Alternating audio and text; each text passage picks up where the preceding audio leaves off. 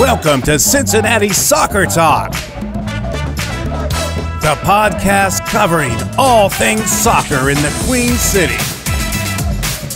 So get in touch, soccer fans. Email us at feedback@cincinnati-soccertalk.com. Now, here's your host, Nick Suberly.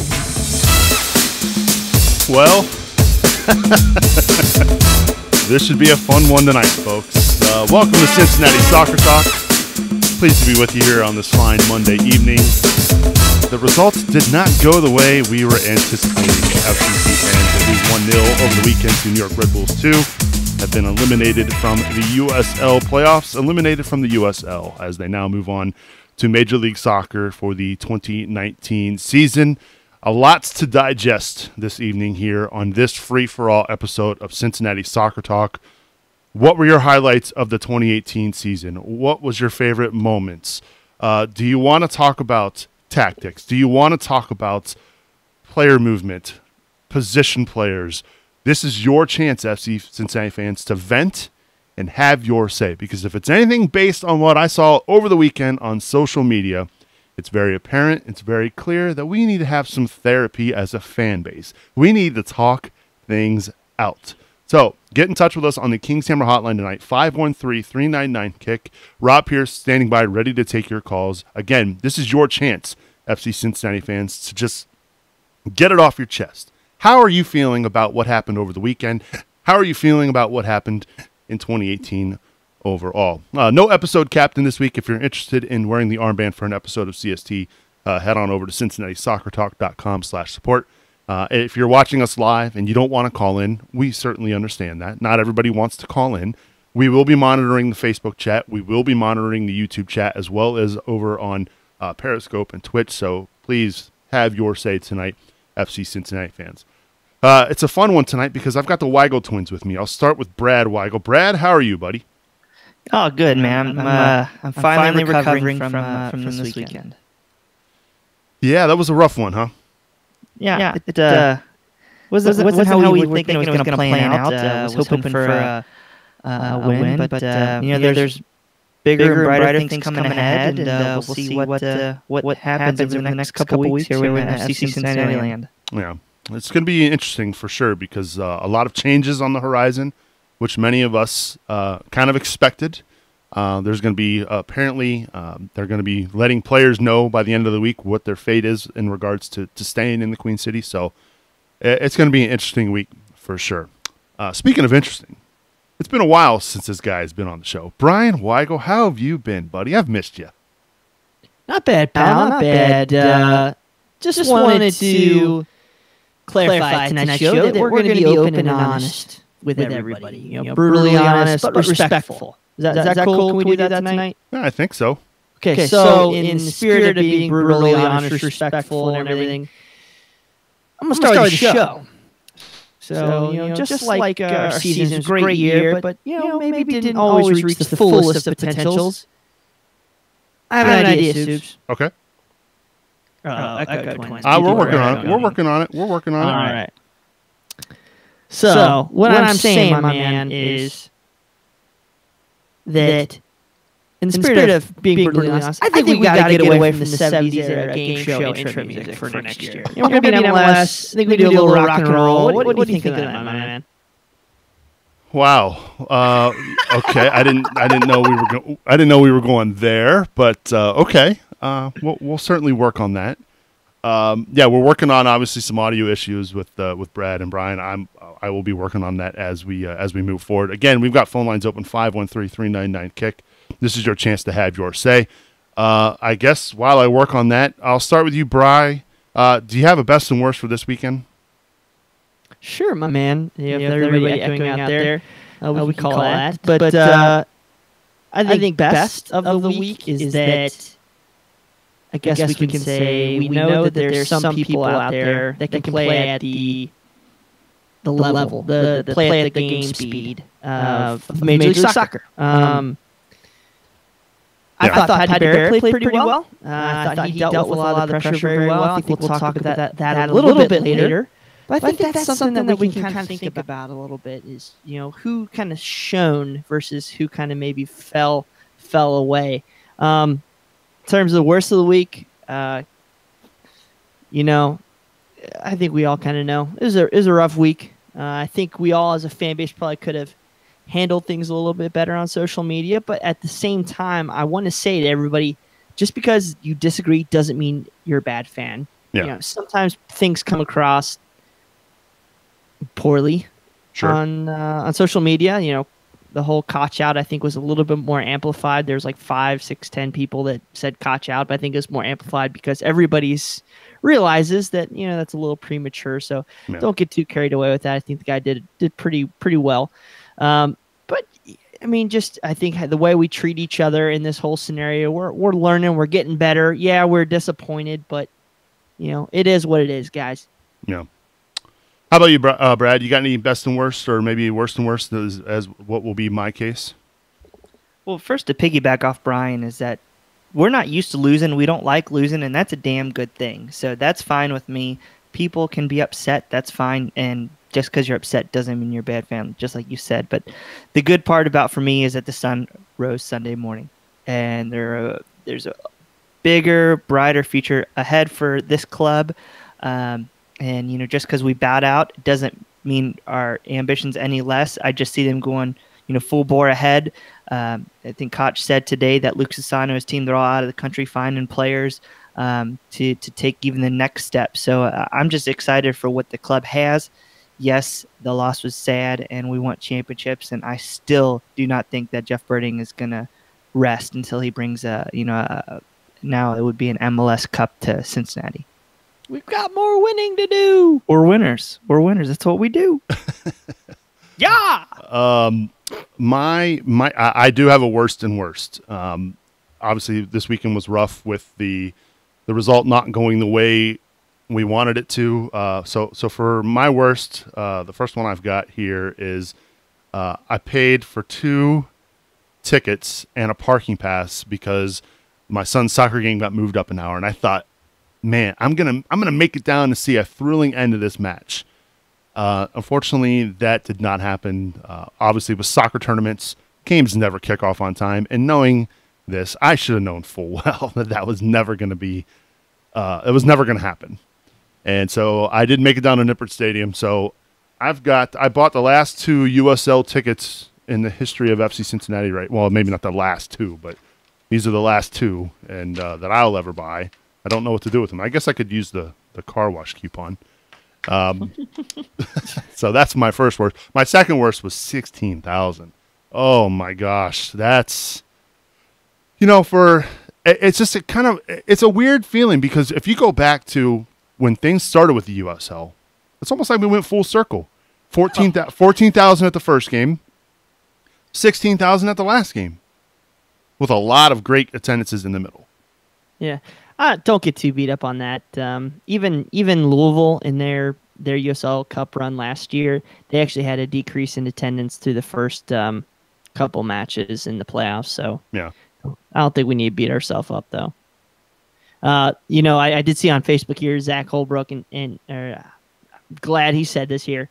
Worst of the week is seeing all these players that we've been familiar with over the past 6 months or a year or 3 years. It's gonna be the last time that we're gonna see some of these guys in the orange and blue. So that's definitely sad to me. Yeah, and it's gonna be weird.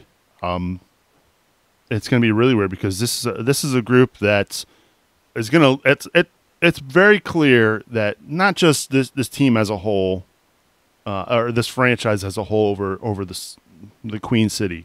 But I feel like this group in particular, this year, 2018, really left a mark on a lot of fans. Yeah.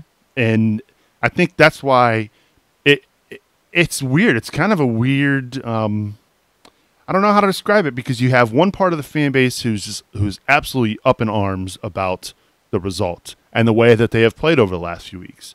And you have another part of the fan base that isn't maybe ready to process that part of it. They're more of the... what's the 5 stages of grief? Now they're in the denial, and they're in the acceptance, and realizing that some of these faces aren't going to be around next year. Yeah, I'm a ginger, so I don't have 5 things of grief. It's just perpetual sadness. But I get it. Luckily though, it looks like there's at least a couple guys that have the culture of the club that'll be joining us in Major League Soccer next year. One of those guys, Manu Ledesma, hopefully Corbin Bone as well. You see those guys, just how much it does mean for them to be here in the orange and blue.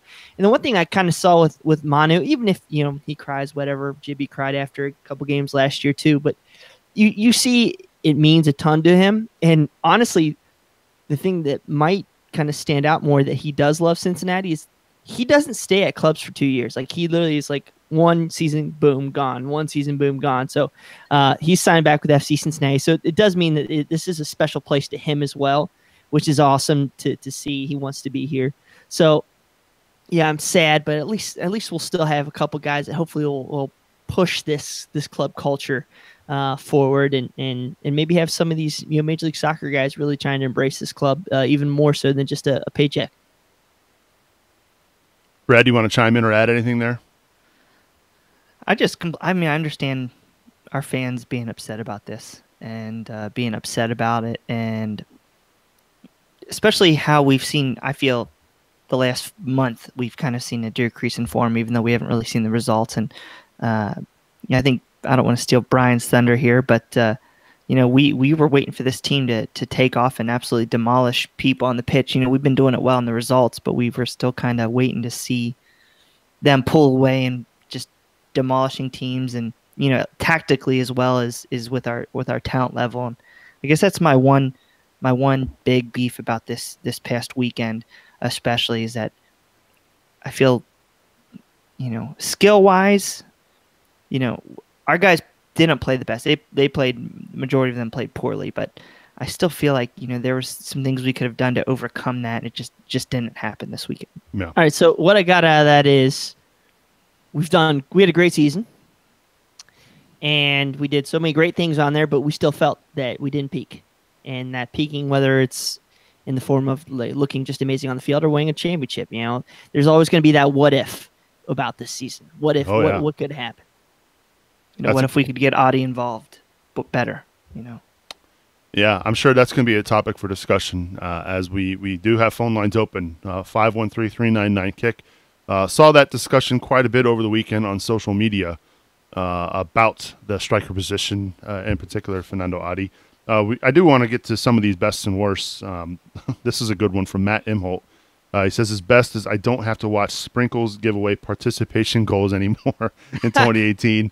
Worst is what Brian just said. Going to miss a lot of these players going forward. So, yeah, it's going to be different for these guys moving forward. So, as I mentioned, though, we do have phone lines open, 513-399-KICK, 513-399-KICK. This is your chance, FC Cincinnati fans, to have your say. So let's go to the Kings Hammer Hotline, and let's welcome in Jay to the show. Jay, welcome to CST. How are you?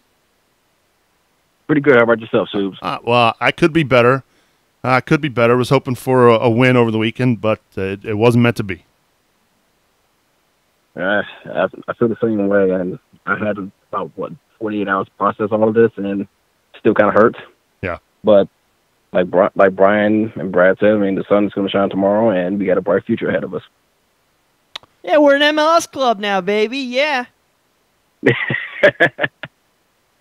That is true. That is true. What did you make of the match over the weekend?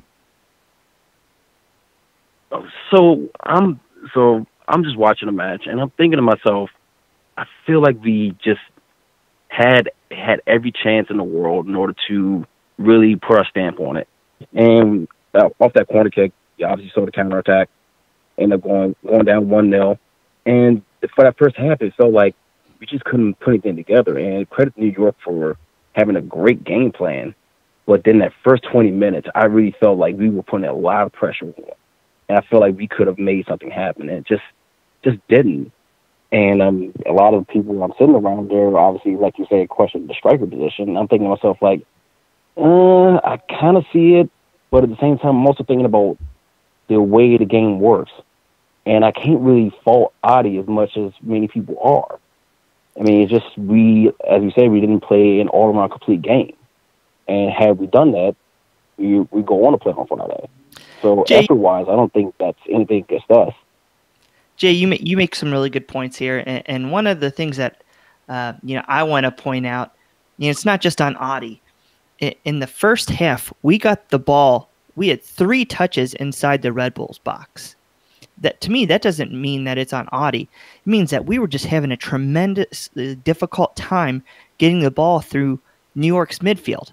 3 touches in the box, you should be able to do 3 long balls in the box. So we were not being able to move that ball through the midfield. We were having issues with Nazmi. We were having issues with Alashe, Tyler Gibson.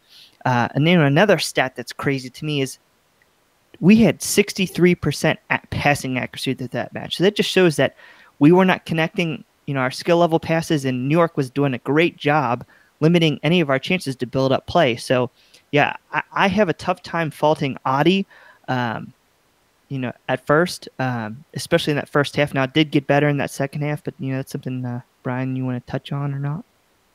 Well, I think when Jay might think differently. I think when Audi did get the ball, he kind of struggled. Whenever I felt like we had a chance, he might have missed a touch here or there. I don't know if it was the slick pitch or pressure from Hassan and Dom, who really kind of owned the designated player. It just didn't live up to snuff, I'd say, for what we'd expecting. Jay, are you worried about what you've seen out of Audi so far? Or are you feeling comfortable? What's your expectations been? I mean, my expectation for him, he obviously has the talent, and the size differential between what we had, I said, previous compared to what we had with him. I feel pretty hopeful with it. We're looking at this in the vacuum of one game, and that's what we have to. Unfortunately, we have to just kind of get it out of our mind and look at the span of what can he do for us, and what has he done in the past. So as much as we want to say, oh, this one game kind of show what Audi is, I don't think that's the case at all. We got to really look at what he brings to the pitch and really say, okay, can he put the ball in the back of the net?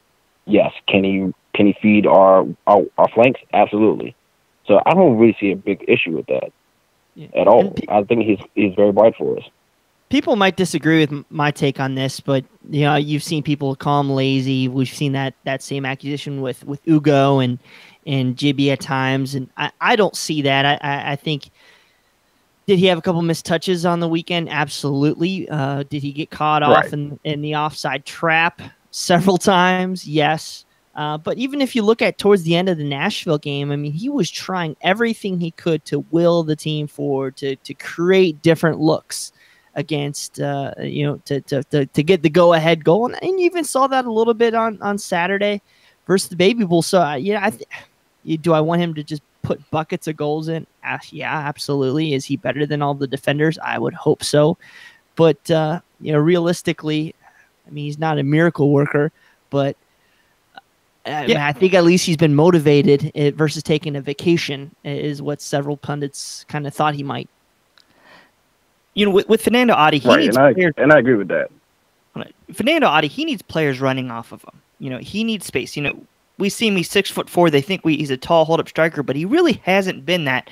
If you look at a lot of his videos in the past, he works well with pacey wingers and a crafty midfield. In the first half of the match, New York did a great job to destroy our midfield, and then kind of same, different game, same story. Ledesma in that first half was out on that right wing, and he couldn't do anything with the ball. As soon as you freed him up, got him a little more central, and you were starting to make runs, you saw Audi move the ball a little bit better. So, I just think that we've kind of fallen victim this last 2 months of our guys getting Audi the ball and then kind of expecting him to do something magnificent, and they're just kind of standing around not knowing what to do, and we never were able to really work him into our system like we did with Danny Koenig and Welshman, where the players knew how to run off those guys, and we never saw that with Audi. So I think, that's a question going into Major League Soccer in this coming year. How are we building this team? Are we going to be structured that same way, or maybe will Koch and Luke Sassano try to bring in some different type of players that might work well, maybe make some decisive runs, have a little creativity, and maybe that frees some space open for Audi to make some runs, playing off of players and, getting some, goals. I mean, when did we see, other than maybe the 50th minute of this match this week, where one of our guys got down the line and crossed a ball behind New York's back line? I think in 50th minute was once. That was it. And I can't really remember many chances like that all year, and that's what Adi does to succeed. So we need to see I feel we need to see some changes going forward in that area, but the guy was the 16th highest paid player in the league this year. There's a reason why he's paid that much. He's going to kill it when he gets when he gets settled. No. Knock on wood. Well, Jay, we appreciate the call, man. I appreciate it. Thanks for getting us started here on the Kings Hammer Hotline. 513-399-KICK, 513-399-KICK. One thing I want to point out, too, Fernando Adi, when he's in Portland, he had Diego Valeri and Darlington Nagbe. Mm-hmm. He didn't have that here in Cincinnati, guys. I mean, let's give the guy a little bit of a break. Well, sorry, go ahead. No, you finished my thought, Brian. You were probably going to agree with me. Well, what I was going to say is we don't necessarily have the type of players that fit perfectly in the 4-2-3-1 formation if you want width. You don't have really any true wingers. I mean, I don't think Ledesma's a true out-and-out winger. He's not blitzing by anybody out in the wing. Corbin Bones is central midfielder. So there's some questions that can be brought up about, tactically where we set up for Adi to succeed or the team to succeed. And it's tough to argue against that because, I mean, we lost, no games until this game in that formation, which we started in August versus Penn. So, I mean, it's really tough to kind of to debate where we set up wrong, where we set up right. I think there's several comments about personnel that can be brought up there. But at the end of the day, kind of what you were just comparing Diego Valeri, Nazmi had 16 completed passes this past game. Didn't have much time on the ball. Didn't really get many chances to get on the ball. I mean, how that high press that we knew was coming, we just got destroyed by it. The back line of Lasso, Barrett, really Blake Smith, and Hoyt to a certain extent too. They were all having issues. They were just rapid firing passing back. Gibson wasn't calm on the ball. He wasn't able to turn and look. He just kept honestly passing it back to Lasso. Lasso give it to Barrett, and Barrett would hoof it, or sometimes to me personally, he was one of the better guys in getting the ball forward. But those are things that kind of failed us this game, and I think I would like to have seen maybe we should or could have been prepared for a little bit differently. The speed of the game that the Red Bulls kind of threw against us, we haven't seen that much this year. So all those are little different things that kind of added up to why the team lost. Yeah, speaking of roster and personnel, let's go back to the Kings Hammer Hotline. Let's welcome Ethan to the show. Ethan, welcome to CST. How are you? I'm pretty good. How are you? I'm doing well. What's on your mind tonight? So I'm thinking of some of the players because I know we won't be seeing some of these guys, and I know that they know that just by hearing them on the interviews. So who do you guys think are our main guys that we're going to be keeping on from this roster? So Ethan's laying down the gauntlet right away here on this episode right away, of CST. Yeah. He's not following our rundown. Well, no rundown. We're going off.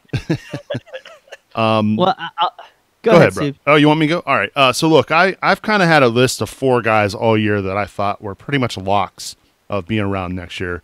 And that's taking the easy way out because we knew Adi was going to be back. We knew Alashi was going to be back.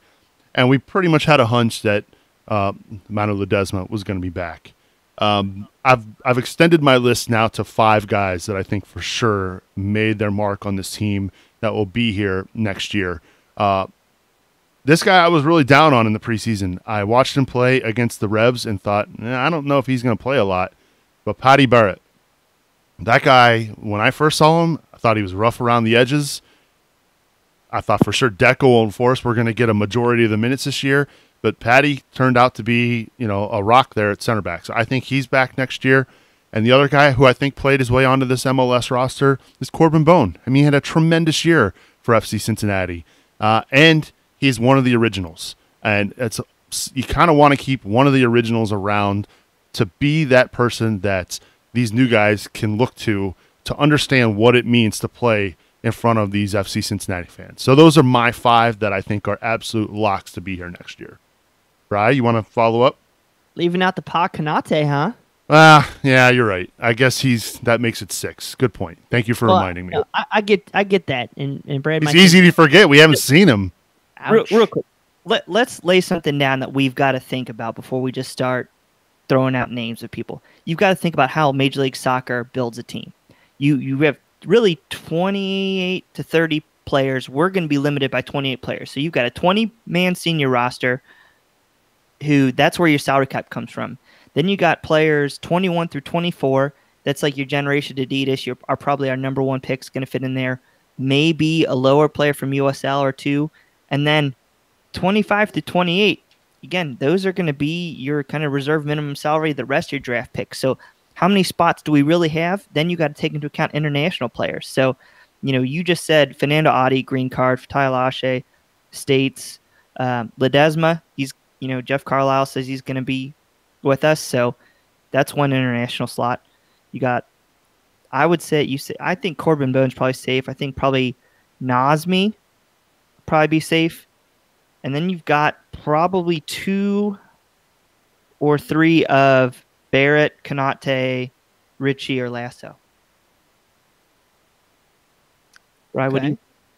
No, I think where they're going to fit too, because they're not all. You're only going to want to take a couple of those guys at the bottom of your 20. So you might have 2 or 3 of those guys, and then you're probably only going to have 1 or 2 spots in that 21 through 24, and none of the guys should be in the 25 through 28 spots, I would expect. So you're going to start coming to numbers where we're saying easily we should take Lasso, and it might just be because is Patty going to want to take maybe a lower MLS salary? Is it lower than what he's making or what he could be making in Ireland? Those are all questions we don't know, but have to ask.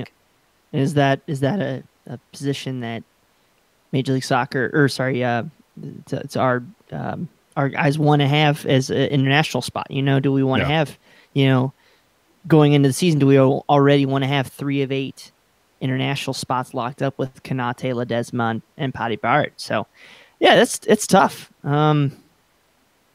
I still think that there's an outside shot you could see a Kenny Walker on this team.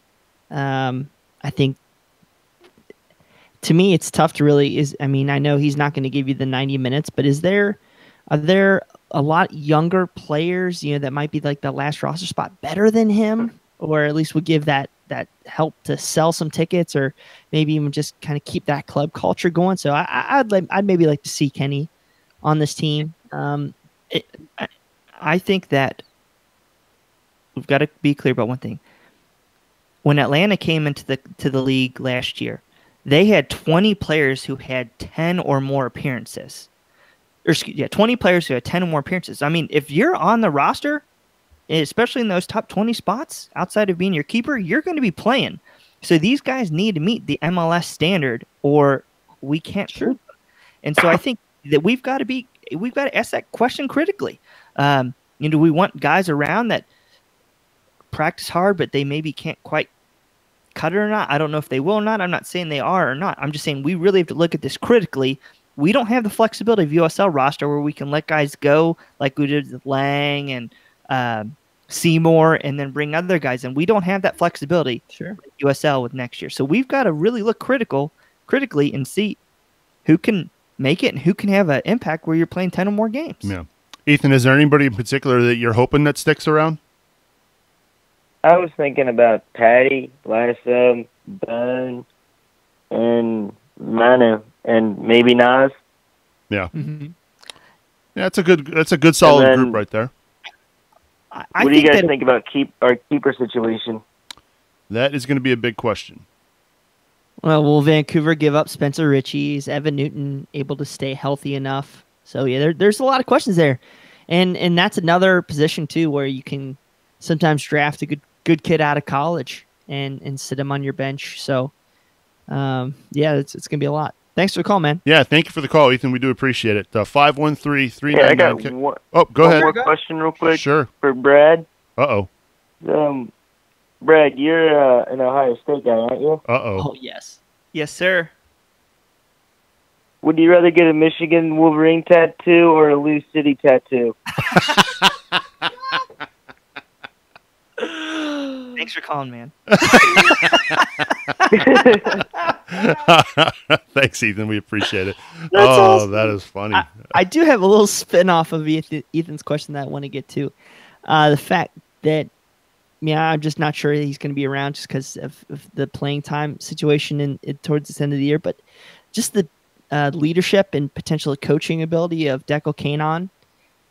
Just seeing him talk to Lasso and Bauer at halftime, trying to motivate these guys to the game.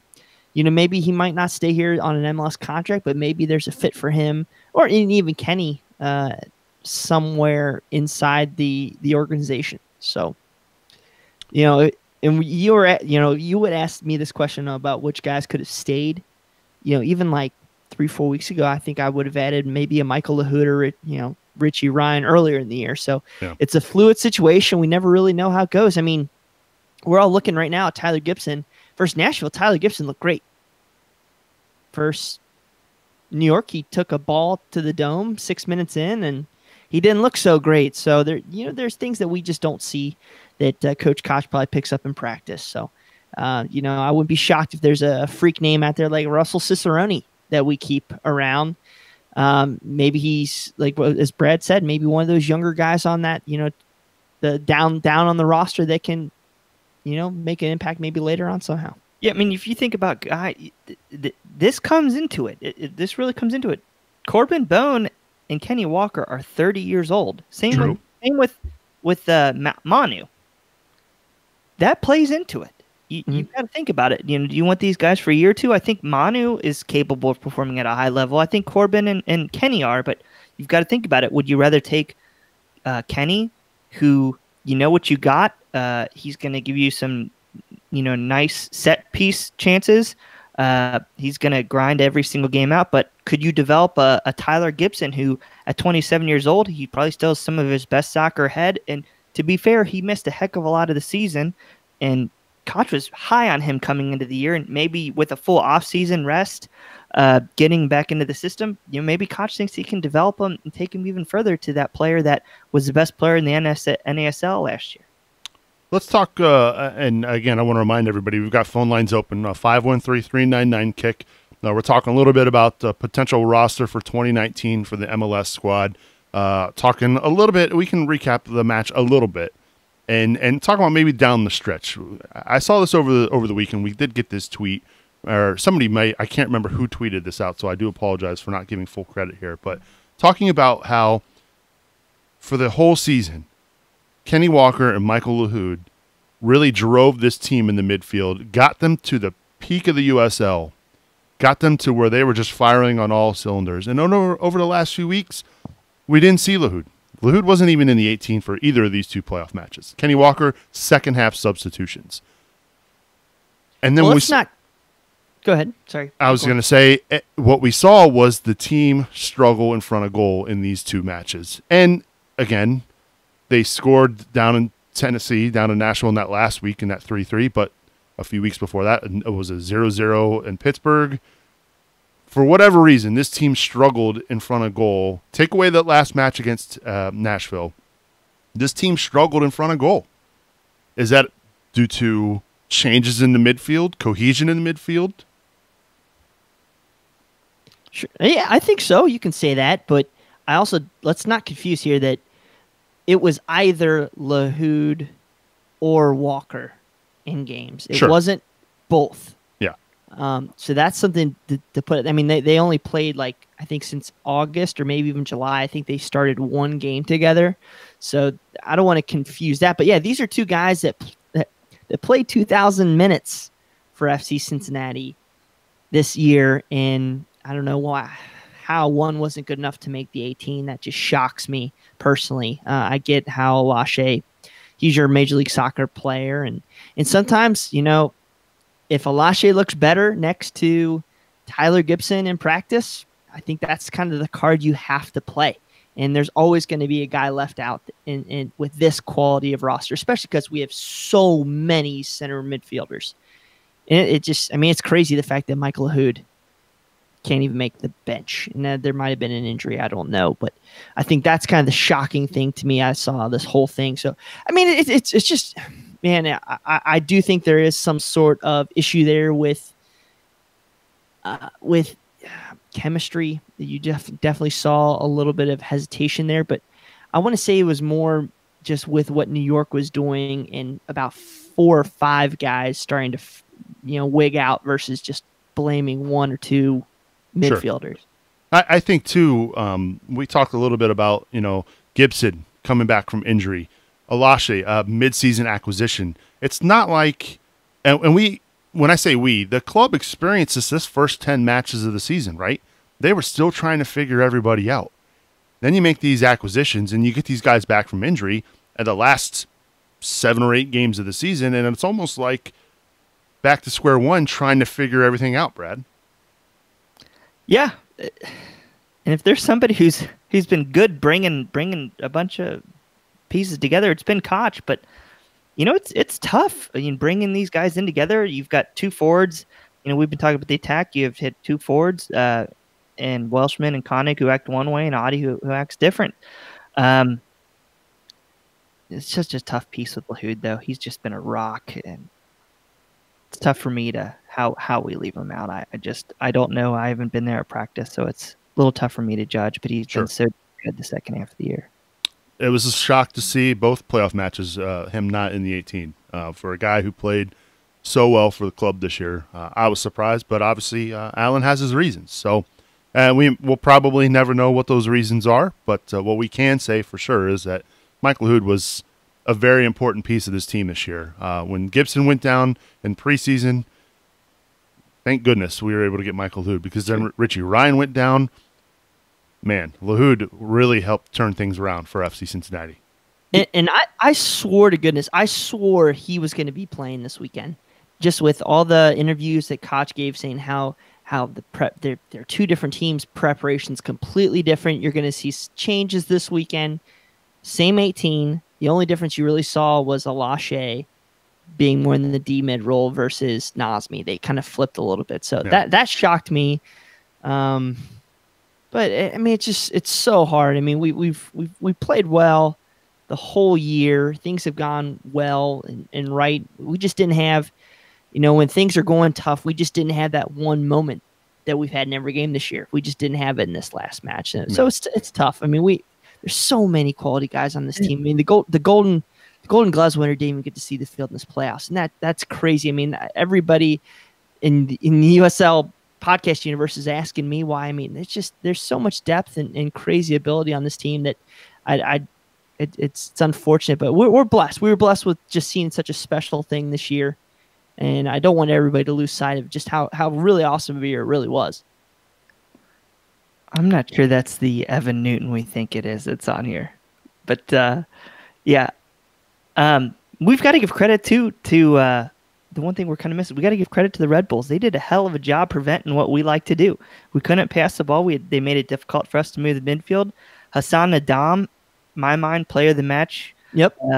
Center back, he really shut down Adi. So, we can talk about, where we would have liked to see improvements, but at the end of the day, the Red Bulls, they had one chance really, and they finished that chance, and then they did a hell of a job pressuring our DP, and now they're playing this weekend, and we're not.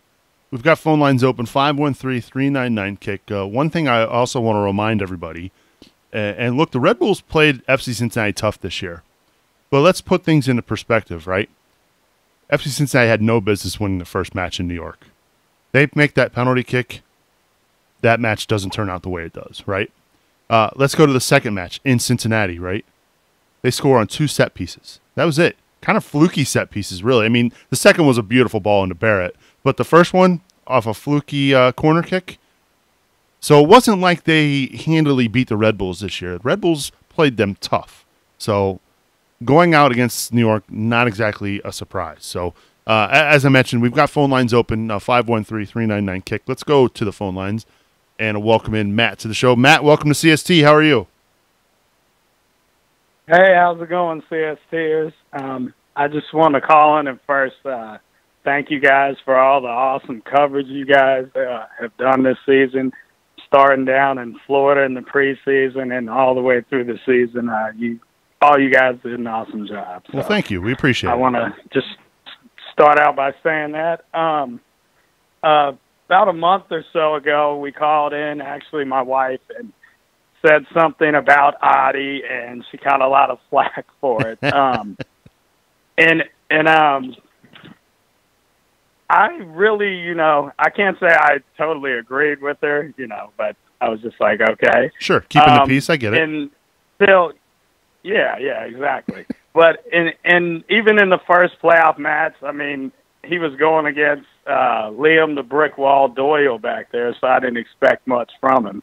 But then this last match, I don't know. I saw a lot of people on social media saying it. I didn't see the urgency from him. I felt like I saw the urgency from a lot of the other guys, like with Desmond. I don't know. I just didn't feel like I saw it from him out there on the pitch.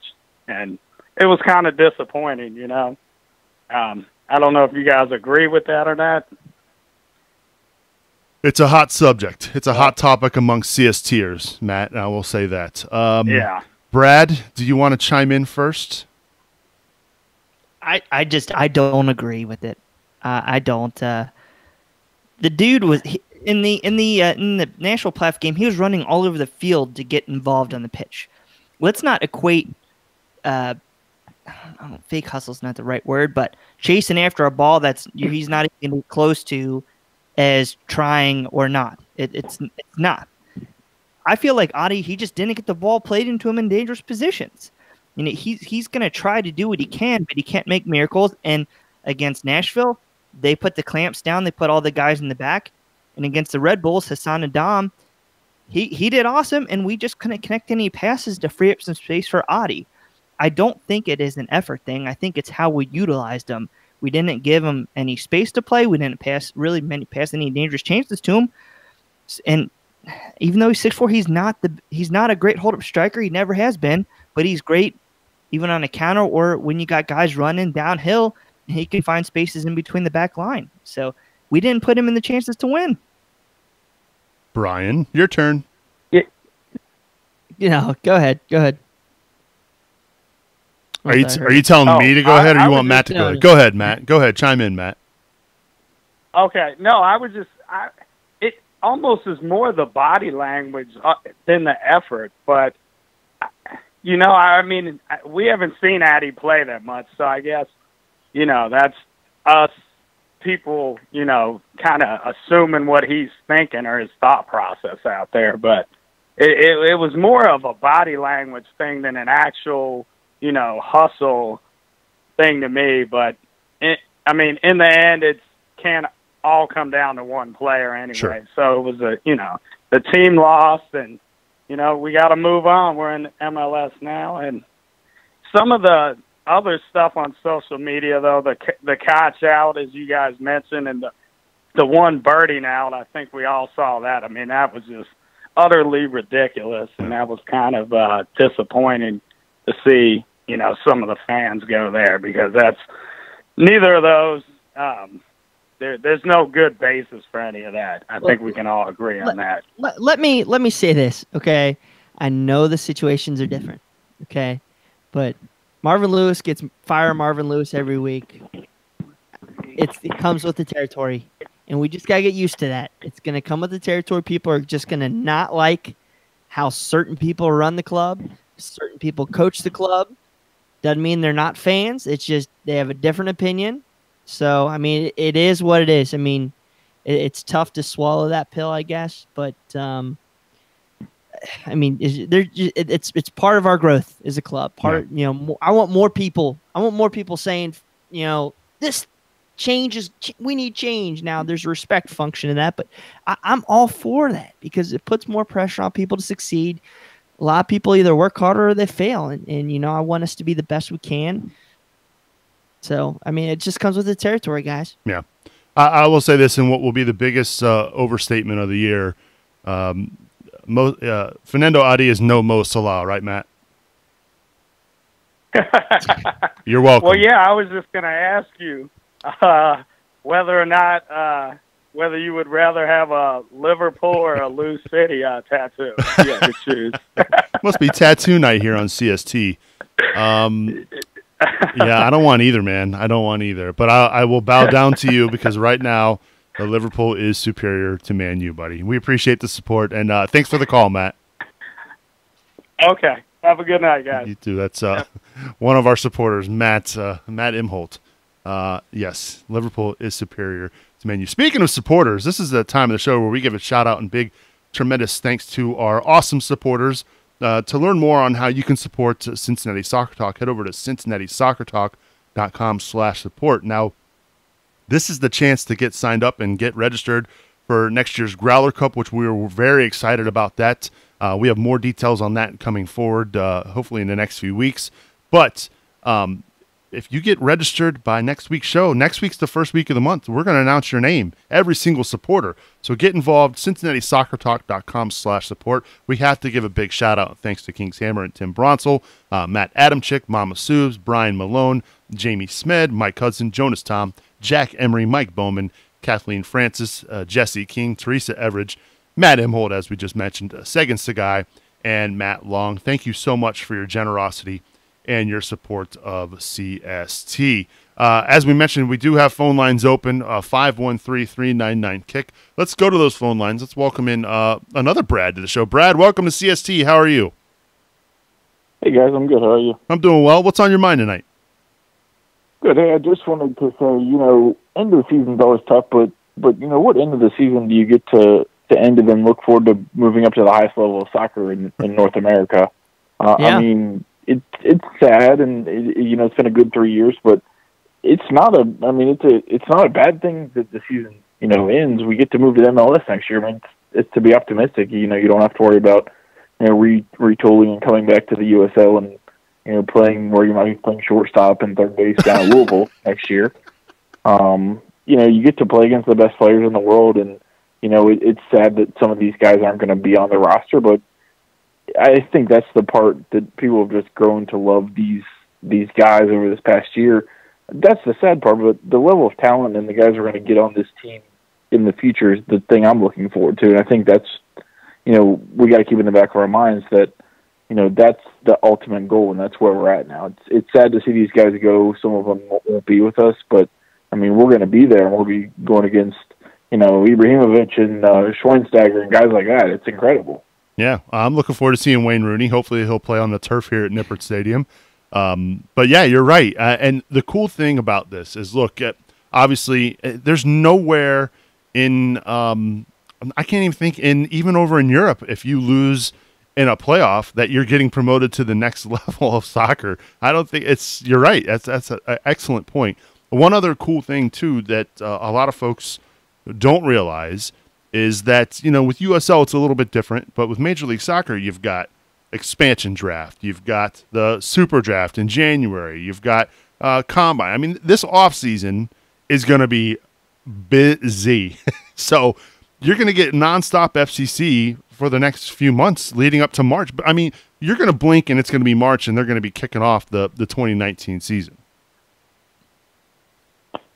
Yeah, it's incredible. I'm just curious to see some of the names we have, or people that come to try out, and you're gonna say, holy smokes, so and so who played in the USL is now I know this name, I've heard this name. This guy's played for he's played for Houston, he's played for LA. Now he's trying out for Cincinnati. It's going to be kind of eye opening that a guy like that's going to come to our hometown and really want to be a part of the city, and that's awesome. It's sad that it ended like it did, but man, I'm optimistic about it. I was sad for a few hours, but I'm cool. We get to play in the MLS next year. Yeah, absolutely. Soups, just so you know, we won the league, so technically we're going up. Well, okay, fair enough. Correct. Yeah, the old relegate. Yeah.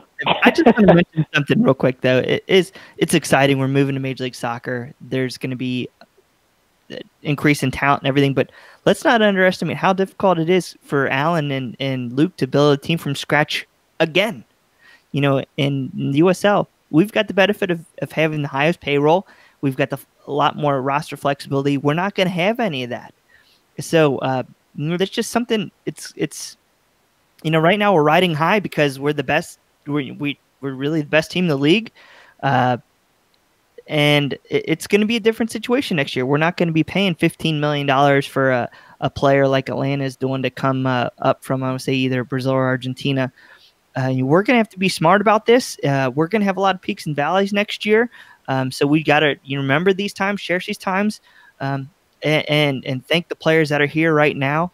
I'm trying to say this. We're very lucky right here in Cincinnati to have the players we have that have been accessible to the fan base and working with the fan base. We're very lucky to have Alan, who has been an open door to the entire city of what they're doing in practices and press conferences and media accessibility and things like that might change. So it's exciting going to MLS, but let's also not forget where we came from. The club needs to realize what has made this special. That's been accessibility and relationships between the players and the fan base. And finally, my last thing is a hat tip. A lot of people were saying good riddance to USL, but I want to give a hat tip to them. Without them, sure. where we were today, a lot of great times, a lot of memories and friendships that 3 years ago didn't exist in my life are now here. So I'm excited for Major League Soccer, but I will miss these times. But I am completely all right with not having to play Louisville again. That's a good take there, Brad. Brad, appreciate the call, man. Cool. Thanks, guys. It's Brad on the Kings Hammer Hotline, 513-399-KICK. We've got a few more minutes here on the show. Lots to talk about. We did get this comment here on YouTube, gents. This is from Roger. He wants to know, why did Koch wait until the 85th minute to bring on Welshman? We didn't look like scoring. It was if Koch was playing for a 0-1 defeat. Bri, you want to respond to that? I mean, you're not going to volunteer to go 3 at the back unless you can go completely all out for 10 minutes. So he took Blake Smith off. Is that right? So yeah. That's tough. I think, without maybe even having another true winger besides Jimmy McLaughlin, it's a tough move to make. You really can't pull off Adi. Who else are you going to pull off? So going 3 at the back, you only can do that for so long,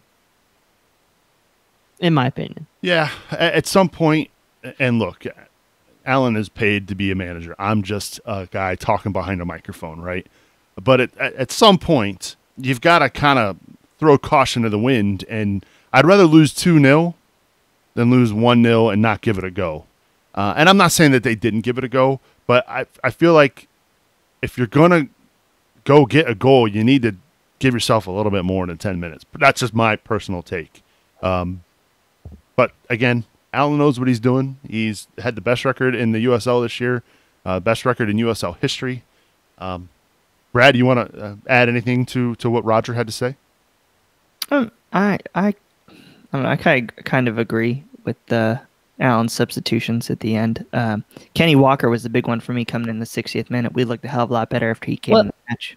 Yeah, the only thing I would, again, and we're not at practice, we're not on the bench, just seeing Gibson take that shot to the head and seeing his form in that match, that's the only thing as a Monday morning quarterback that I would maybe second guess. But is that a health issue or you trust in a player? So yeah, that's a tough one, but that's probably the only one that really jumps out. But I do completely agree that what you said, that I think as soon as Kenny got it in there, the game changed. I don't disagree too much with the personnel all match. There's just some ways I would like them to have performed a little bit differently tactical wise. I think I would like to have seen some more balls come in from the corners, low balls, and give Adi a chance to run on some of them and maybe play off some of the guys. But it's tough. The last 30 minutes, I thought we were still going to score. Once Kenny came in, I thought we were going to equalize. And then once Jimmy came in, I thought we were really going to equalize because he's going to run at somebody. Yeah. Lasso almost put one in. Adi almost hit one in the 50th. It's tough to fault it. This is almost where, like, you wish one of either Daniel Haber or Lance Lang could have kind of worked out. So we're really reaching, Brian. I know, but we were just talking earlier. You go into that 4-2-3-1, trying to get some width. So it's just woulda, coulda, shoulda happened. Yeah. We've got phone lines open, 513-399-KICK. Let's go back to the Kings Hammer Hotline. Let's welcome in Paul to the show. Paul, welcome to CST. How are you tonight? I'm doing very well. How are you guys doing tonight? We're doing well. What's on your mind? The past, 48 hours, it's been a little rough trying to, realize that the season's over. But during the time, I realized where we started back in December, where we were constantly refreshing Twitter to see whether or not we were one of the MLS expansion teams. And then to see that Nashville got it, it was just like, it was one of the most depressing feelings as a fan of this team, watching it grow the past 2 years. Yeah. And thinking, why does Nashville get it? But look at everything we've accomplished this year. Not only are we going to be in the MLS next year, we're going to have a beautiful new stadium opening up in the West End in 2021. We had the longest undefeated streak in USL history. I mean, these are just things that we shouldn't take for granted. And even though it was a rough end to the season, I was very happy with how it all turned out. Yeah, it's what Brad said. There's going to be peaks and valleys over the next couple of years.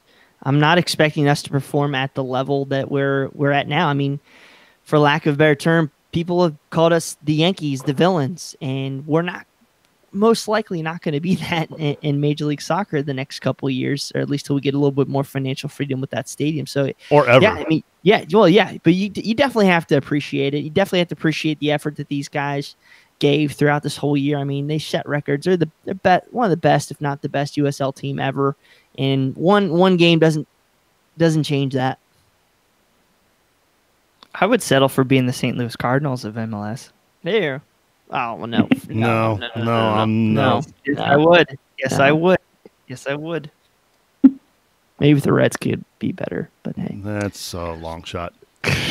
Well, did you have a favorite moment this year, Paul? Did anything really stick out?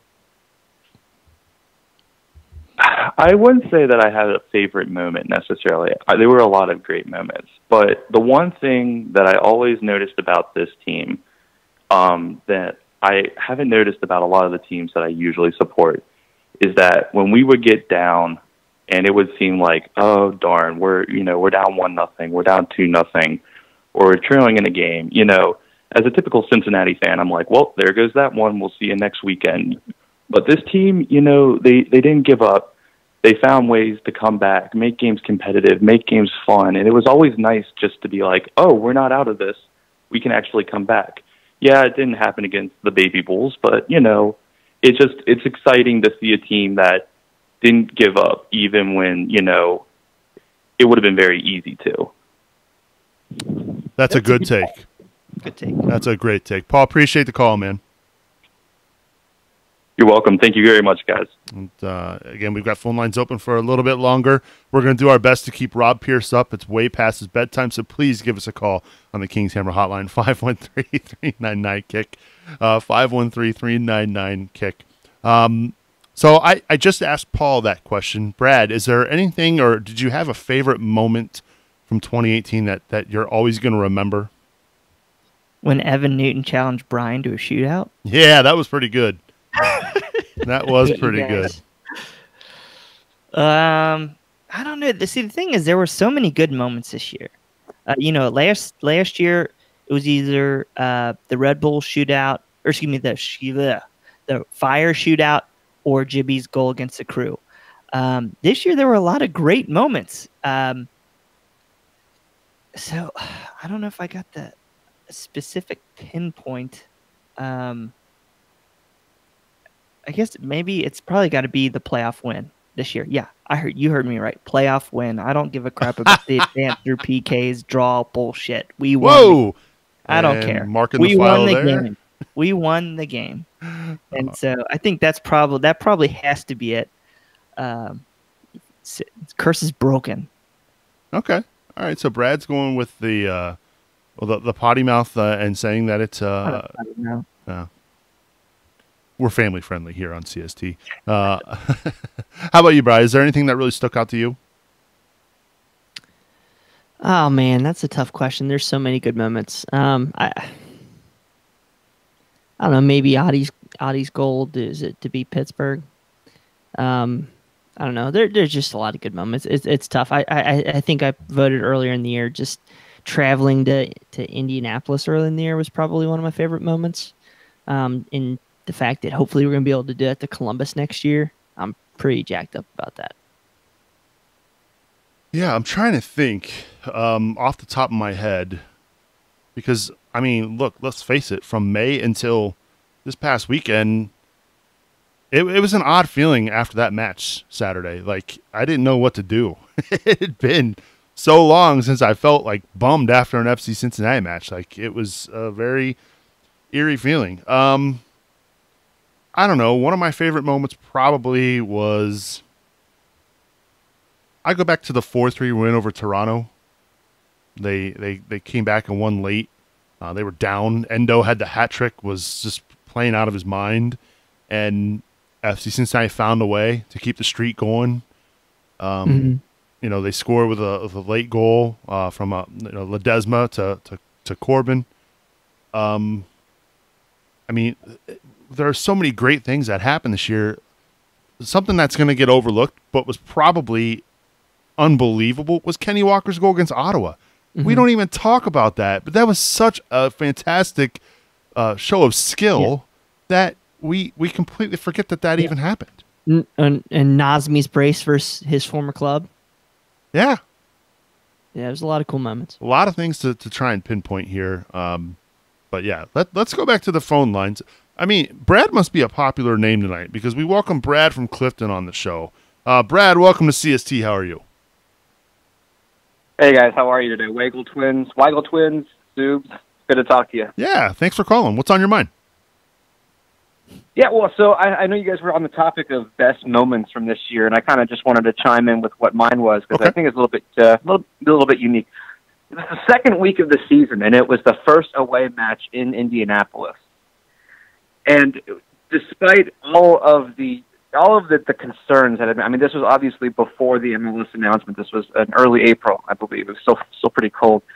You know, despite all of the anxiety over the off season as to whether or not we were going to get this MLS bid, you know, the overall future of the club, the performance, you know, we had gone out and gotten that 1-0 win against Charleston in the first match, but there was still a lot of uncertainty about the team's performance. And all that aside, being in Lucas Oil Stadium and seeing not only being there, you know, I was right down there in the front row. Shout outs to Bill Wolf. He was down there doing some great drumming that day in Lucas Oil.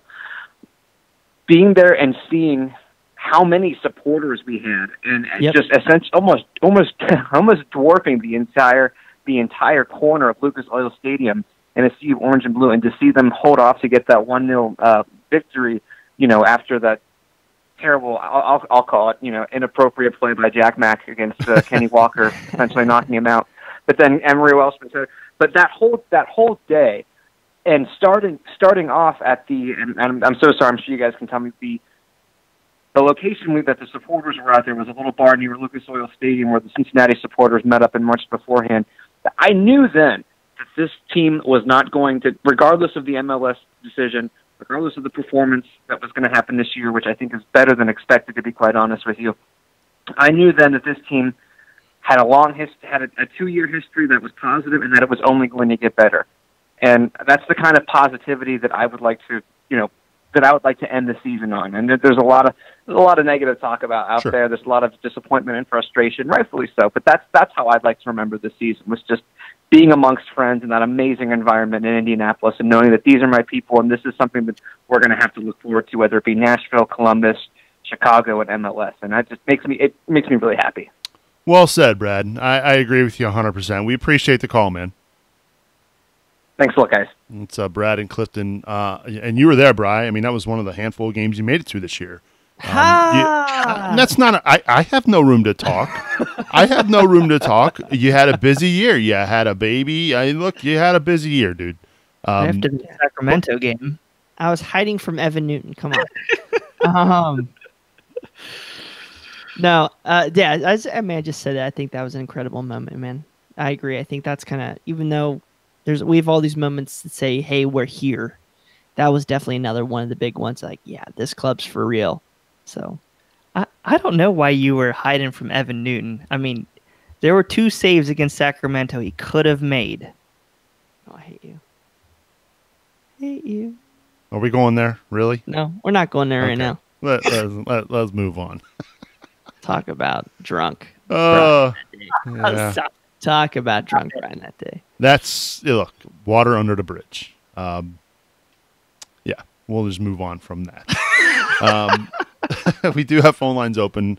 Rob is begging for us to end the show because he doesn't want to stay up any later. Rob, we got to give the people what they want tonight.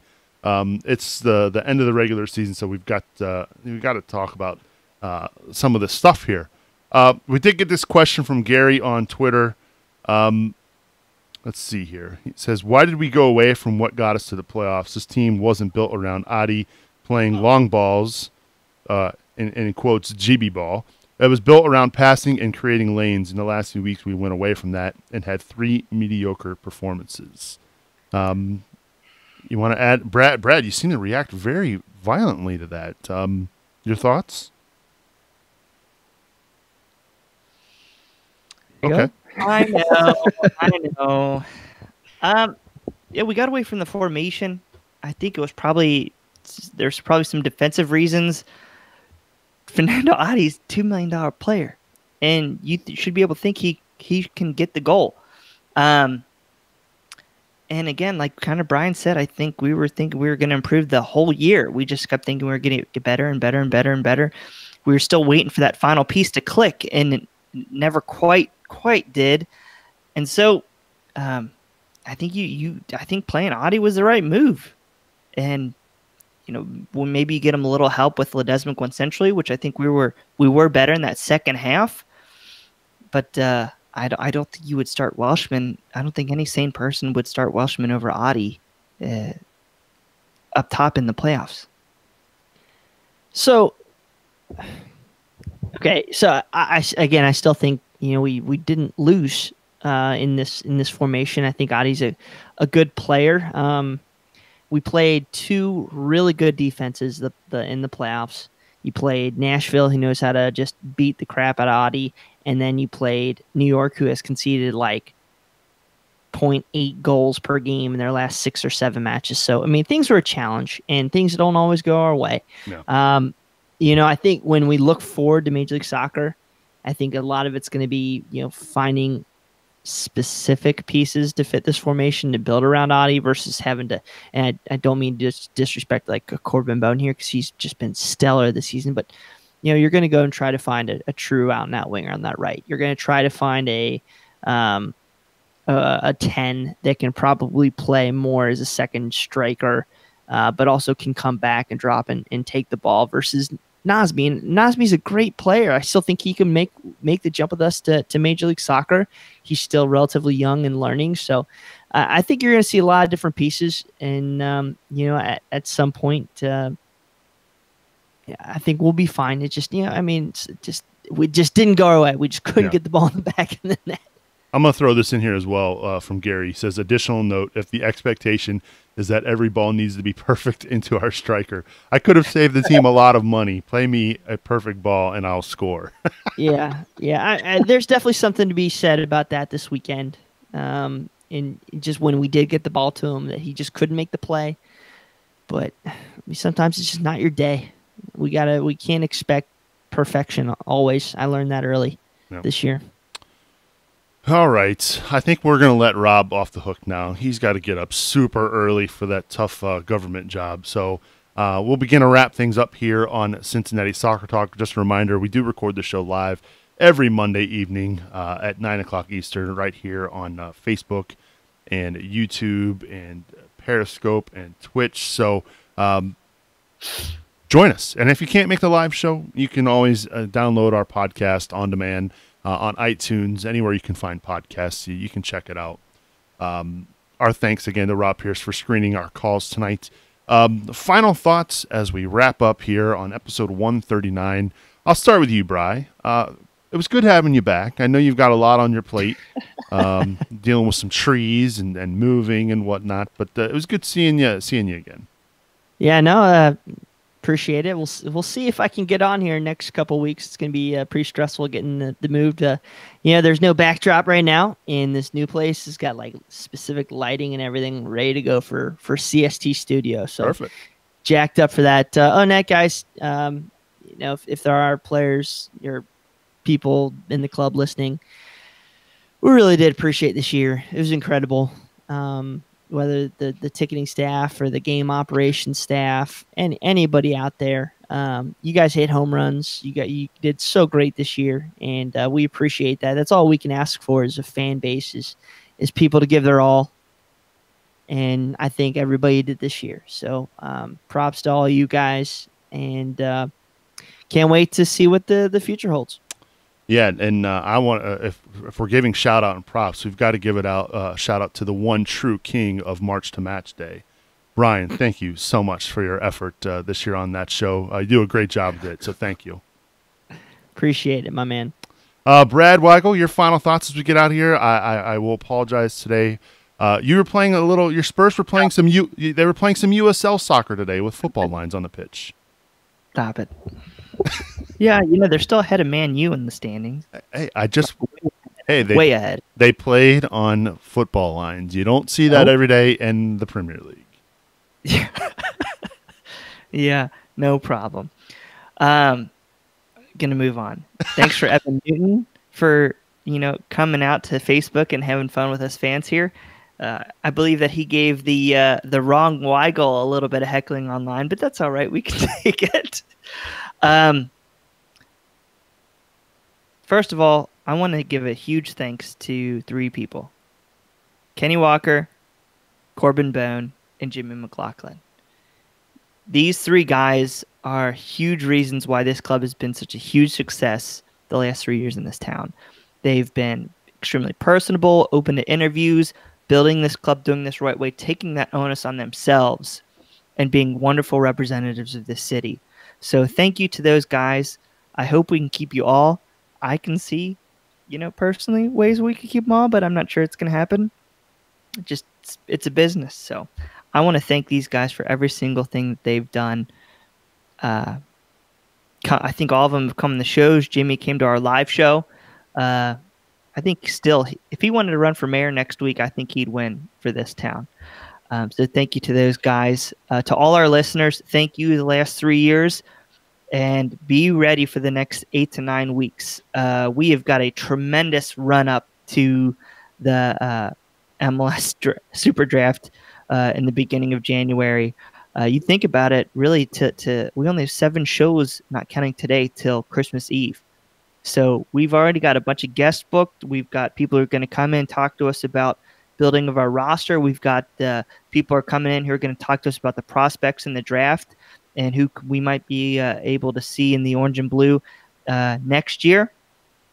So there's so much going on, but I just want to thank you to every single person who's built this club the last 3 years, and it's only going to grow.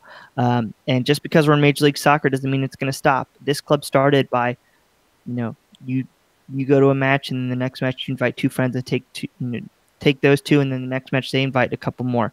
This still needs to continue to grow and continue into Major League Soccer and make this special. Get out there, paint tifos, get involved in your SGs. I know I'm gone on too long, Subes. I'm sorry, but there's so much to do, so much to grow, and thank you everybody who's been involved the last 3 years so far. No, that's good stuff, Brad. I echo those sentiments 100%. Appreciate both of you being with me tonight and for all your hard work with Cincinnati Soccer Talk. And I know a lot of you are disappointed with the way the USL season ended, and understandably so. So we thought we would have a little bit of fun to celebrate our new beginnings in Major League Soccer. The Major League Soccer Playoffs have started, or will be starting on Wednesday night. So join us as we have a bracket challenge. MLS Soccer puts this together, and we have a little Cincinnati Soccer Talk group. If you want to compete against the best of the CSTers, well, maybe not Brian. I'm kidding, Brian, of course.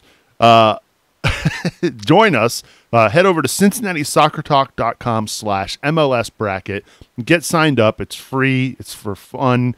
And let's see how we can do and kind of get over that USL doldrums, and now we move ahead and look forward to Major League Soccer. So, again, if you want to join our bracket group, CincinnatiSoccerTalk.com/MLS bracket.